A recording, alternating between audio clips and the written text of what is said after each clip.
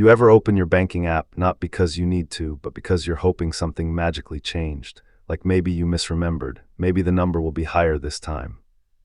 Maybe the universe slipped you a quiet apology, and it's not even that you're broke, you're paying your bills, you're surviving, you're doing the responsible adult thing. But there's this low grade background frustration that never really shuts up, because $50,000 feels close, but also weirdly impossible. You do the math in your head. If I save this much per month, okay, that's like 8 years. And that realization hits you in the chest a little harder than you expected. 8 years is a long time to feel stuck. And what messes with you the most is seeing other people, people who don't seem smarter than you, or more disciplined, or even more motivated, somehow hitting these milestones faster. They're not working 90-hour weeks, they're not lottery winners, they just figured something out, and that's the part that quietly drives you insane. I spend an embarrassing amount of time thinking about money like this, not in a look at my spreadsheets kind of way, but in a why does this feel so hard for so many people kind of way. Why some people seem to trip into momentum, while others grind forever and barely move. Why $50,000 is life-changing for one person and permanently out of reach for another, even when their incomes aren't that different. And somewhere along the way, after watching patterns repeat over and over again, I realize something kind of uncomfortable. Most people don't hit $50,000 slowly because they're lazy. They hit it slowly because they're playing the wrong game. And once you see that, once you really see it, you can't unsee it.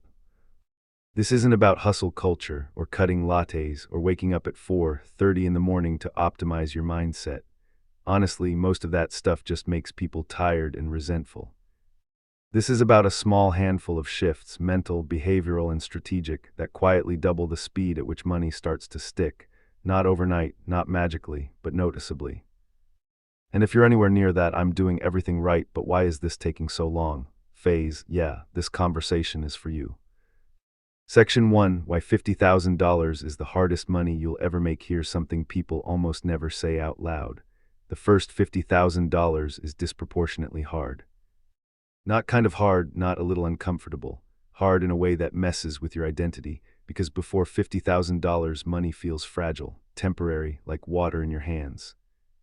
You earn it, you save some, and then, boom, life shows up with car repairs, dental work, a random fee you didn't plan for, or just existing. And suddenly your progress evaporates.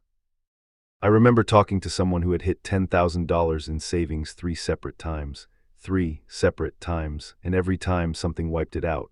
By the third time, they weren't even angry anymore. Just numb, and honestly, that numbness is dangerous, because this is where most people quietly decide, without ever consciously deciding, that maybe they're just not good with money. But the truth is way less personal than that. The reason $50,000 feels so brutal is because below it, money is reactive. It's defensive. It exists to protect you from bad things, not to build anything meaningful. You're not compounding, you're not leveraging, you're not accelerating. You're plugging leaks in a boat that never stops taking on water. And here's the part no one explains. Once you cross a certain threshold, around 40K to 60K for most people, money changes personality. It stops being purely defensive. It starts becoming offensive. It gives you options, it gives you patience, it gives you leverage. And that shift is why the next $50,000 is dramatically easier than the first. Which means if you can speed up this phase, the painful, demoralizing one, you're not just hitting a number faster. You're escaping the hardest part of the game sooner. That matters. Actionable takeaway. Stop measuring progress only by the balance. Measure it by how often you don't have to pull money backward. Fewer setbacks equals you're closer than you think.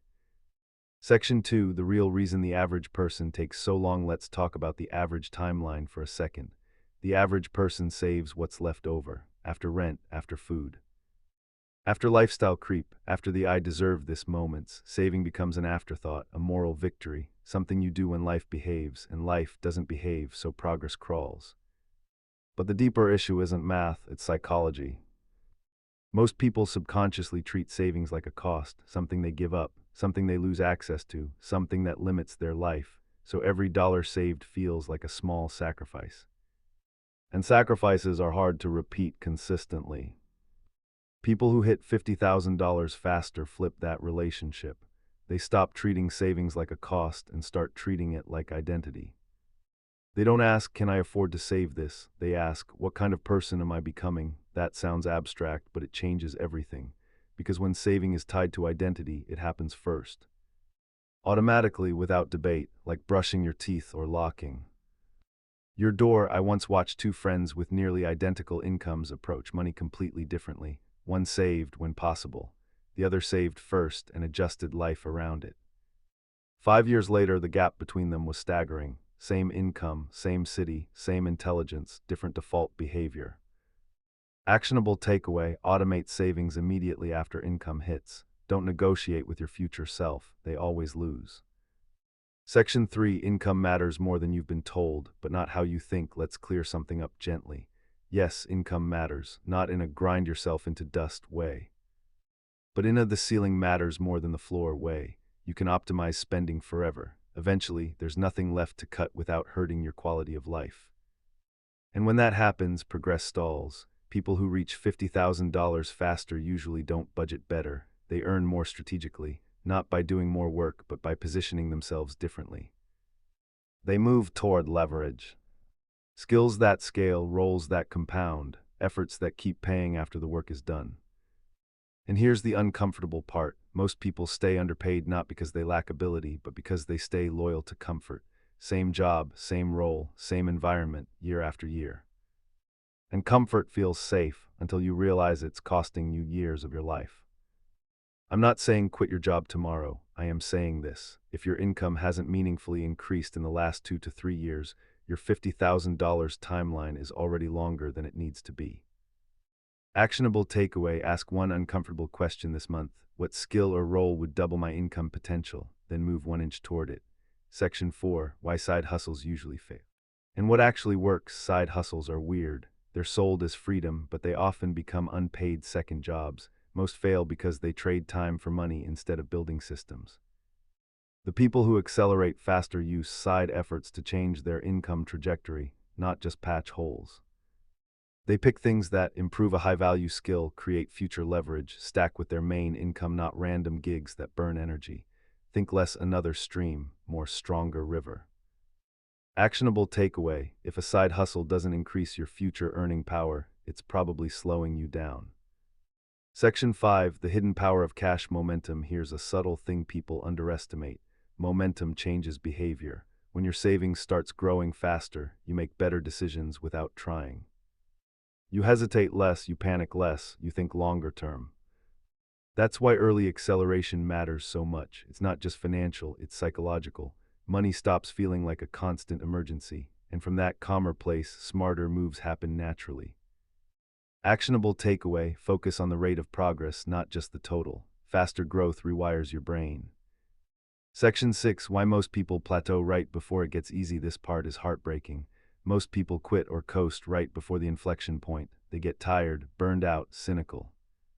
They've been doing the right things for years and haven't crossed the threshold yet, so they slow down. And they never realize how close they were. The people who break through don't do something dramatic. They stay consistent just a little longer. Actionable takeaway: if you're exhausted but still moving forward, you're probably closer than you think. Section 7: The quiet habits that compound faster than money. Habits don't just affect money. They affect decision quality, sleep, environment. Who you listen to, what you normalize. People who hit milestones faster protect their mental bandwidth fiercely. They reduce noise, they limit comparison, they stop outsourcing confidence. And over time, that clarity compounds. Actionable takeaway: protect your attention like it's money, because it becomes money. Section 8: The moment $50,000 stops being about money. Here's the twist no one expects. When people finally hit $50,000, the emotion isn't excitement, it's relief. Relief that they're not one mistake away from chaos. Relief that they have breathing room. Relief that the future feels negotiable. That's the real reward, and hitting it faster doesn't make you richer, it gives you time back. Time to choose, time to breathe, time to build something better. Conclusion: quiet, grounding, forward-looking, 400 words. If you take nothing else from this, take this one idea and hold it gently. Hitting $50,000 faster isn't about intensity, it's about alignment. Aligning your habits with who you want to become, aligning your income with your potential, aligning your decisions with a longer horizon. Most people aren't failing. They're just stuck in a version of the game that moves painfully slowly. And once you see that, once you realize the rules aren't fixed, it's hard to go back to autopilot. You don't need a dramatic overhaul. You don't need to become someone else. You don't need to sacrifice joy to earn security.